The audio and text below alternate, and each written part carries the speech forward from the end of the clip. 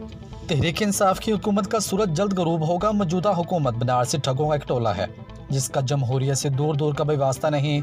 मुल्क की मईशत पहले ही तबाह हो चुकी है। मौजूदा हुक्मरानों ने गुज़श्ता 2.5 साल कारकर्दगी से ये बात साबित कर दी है कि इस हुकूमत को अवामी मुश्किलात की कोई परवाह नहीं।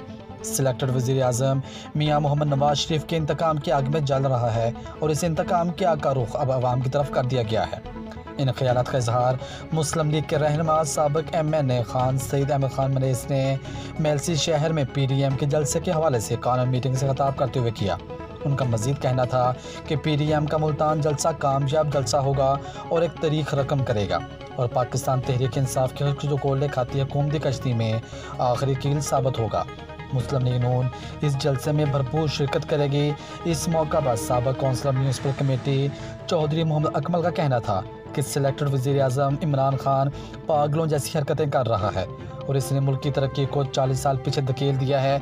इस मौका पर मियाँ अब्दुल खालिक अराई, साबिक वाइस चेयरमैन म्यूनसिपल कमेटी मौलाना गुलामुल्ला चौधरी शाहद गफूर, शेख एजाज बेदी, खालिद रसूल, मियाँ मेहताब अराई, डॉक्टर हिज़्र हयात मलज़ई, मोहम्मद अरशाद मुग़ल, शेख हसनैन समेत कसीर तादाद में कारकुनान ने शिरकत की।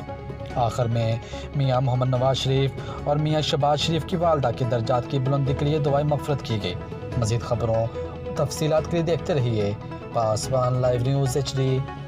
आप हमें फ़ेसबुक और YouTube पर भी फॉलो कर सकते हैं।